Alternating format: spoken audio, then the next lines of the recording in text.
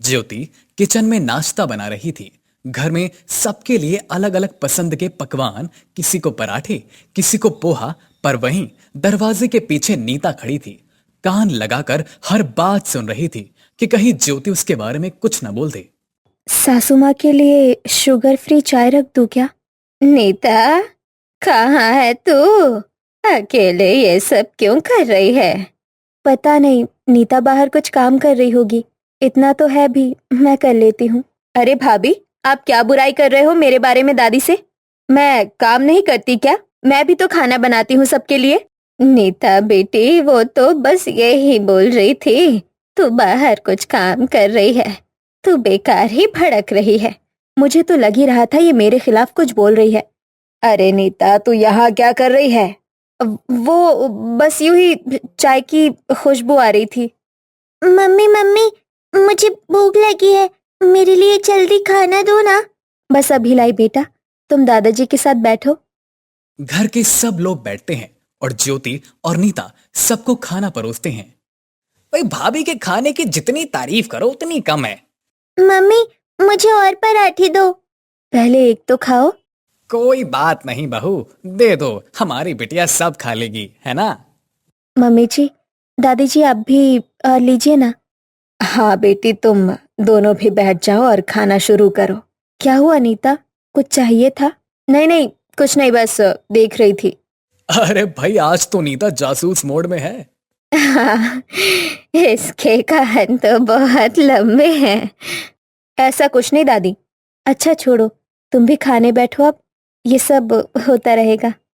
शाम को ज्योति छत से कपड़े लेने जाती है। वहां उसकी पड़ोसन अपनी छत पर होती है। और ज्योति, कैसी हो? तुम्हारी देवरानी नीता कैसी है? ठीक है भाभी, वो तो। उसका स्वभाव कैसा है?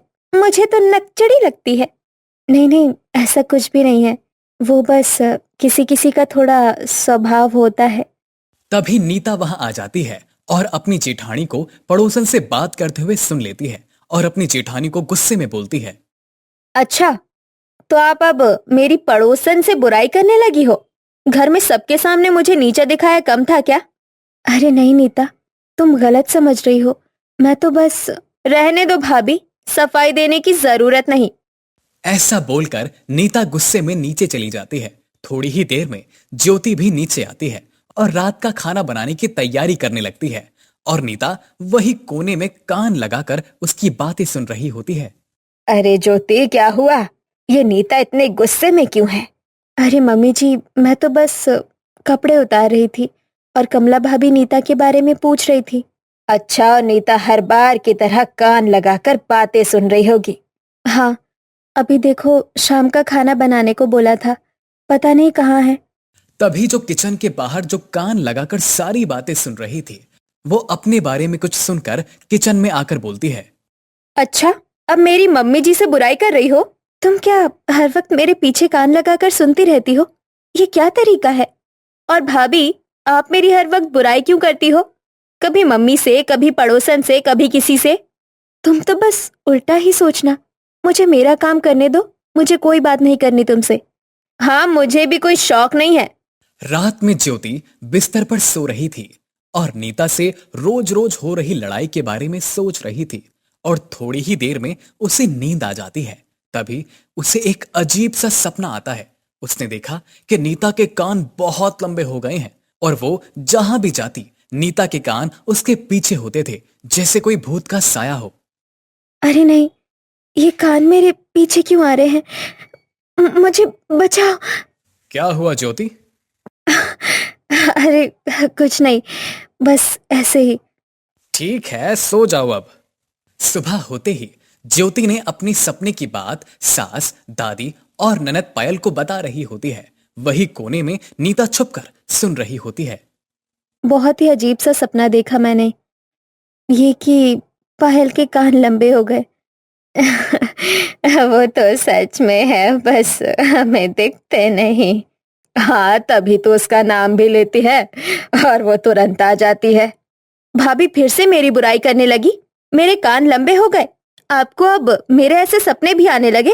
वाह, तुम हर चीज का उल्टा मतलब क्यों निकालती हो? कभी कुछ अच्छा नहीं बोल सकती क्या? जब देखो तो कान लगाकर मेरी बातें सुनती रहती हो। मेरे मुंह से कुछ निकला नहीं कि तुम आ जाती हो तुरंत लड़ने। हटो यहाँ से। आप मेरी सबसे बुराई करना बंद करिए।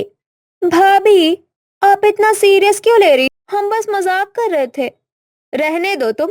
तुम्हारी फेवरेट भाभी वही है, उसकी ही साइड लोगी। मैं तो सबको चुपती हूँ ना। ऐसा नहीं है बेटा, तू गलत समझ रही है। ऐसे ही समय बीतता गया, पर नीता की आदत नहीं बदली। वो हर जगह ज्योति की बातें सुनने की कोशिश करती। देखो तो सही, क्या कह रही है अब मेरे बारे में? नीता बहुत अच्छा खाना बनाती है। हाँ, लेकिन उसे शक की बीमारी है थोड़ा। तो अब मैं बीमारी हूँ क्या? अरे, तुम यहाँ कब आई? देखो, फिर पकड़ ली। ऐसे ही ज्योति नीता के कान लगाकर सुनने वाली आदत से बहुत परेशान रहती है। दिन बीतता जाता है और अब घर में खुशियों का माहौल था, क्योंकि ननद पायल की शादी होने वाली थी।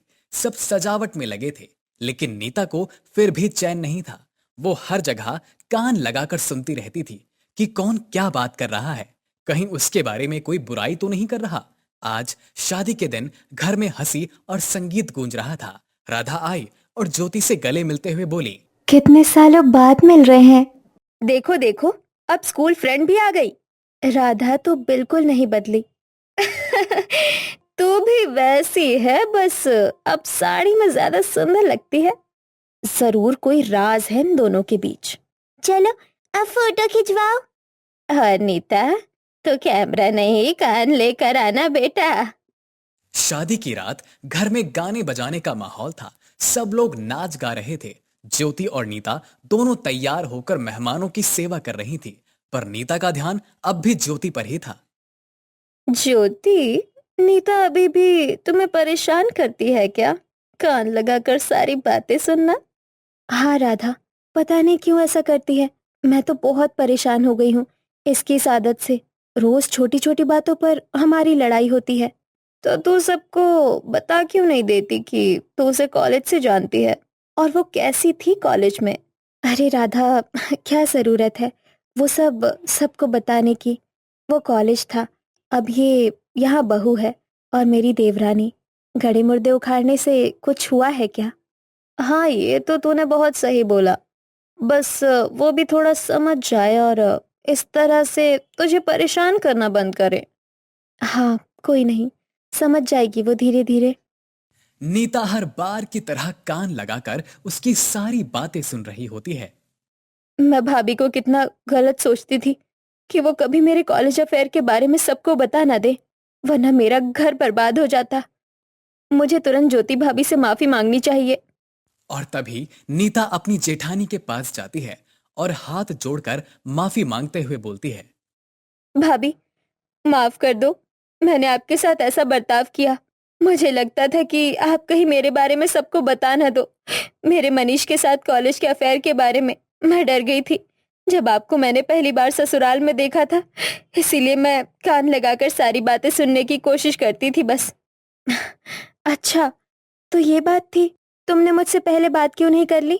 अगर ऐसा कुछ तुम्हारे मन में आया तो। और वैसे भी वो तुम्हारा कॉलेज में था, पुरानी बातें हैं। मैं यहाँ क्यों बताऊंगी? और उससे होगा क्या? तुम ज्यादा मत सोचा करो। मैं कभी ऐसा नहीं करूंगी कि हमारे परिवार में कोई दिक्कत आए। सॉरी भाभी, मैंने आपको समझने में देर कर दी। आप मेरी बड़ी बहन जैसी हैं। अरे नीता, कोई नहीं, तुझे समझ तो आया। चल, तेरी ननद की शादी है, मन उदास मत कर और खुश रह। सही बोला राधा, मेहमानों को किसी चीज की कमी नहीं होनी चाहिए। मैं देखती हूँ सब कुछ। अरे नीता, सब सही चल रहा है। तुम अभी चलो हमारे साथ खाना खाओ पहले। ज्योति और नीता तीनों सहेली के साथ में बैठकर खुशी खुशी खाना खाते हैं और खूब बातें करते हैं। अरे मम्मी जी, उधर देखो। आज दोनों बहुएं साथ में बैठकर खाना खा रही है, हंस रही है, बातें कर रही है। हाँ, वही देख रही हूँ मैं। एकदम से ऐसा क्या हो गया जो इतना बदलाव आ गया दोनों में? अभी तो ये दोनों एक दूसरे को देखना भी पसंद नहीं कर रही थी। अरे आप लोग अब क्या बातें कर रहे हो? इधर बेटे की शादी हो रही है। कुछ नहीं, दोनों बहुओं को देख रहे थे। एकदम से ऐसा क्या हो गया जो इतना प्रेम है दोनों के बीच? जो भी हुआ है बहुत अच्छा हुआ। भगवान की दया से, क्योंकि दोनों ने मिलकर पूरा घर संभाल रखा है। अभी शादी के समय में सारे मेहमान हमारी दोनों बहुएं की तारीफ कर रहे हैं। चलो भगवान का लाख लाख शुक्र है, जो हुआ बहुत अच्छा हुआ है। ऐसे खुशी खुशी पायल की शादी हो जाती है और पायल घर से विदा हो जाती है। उसके बाद मनोज पूरी फैमिली के साथ ट्रिप प्लान करता है।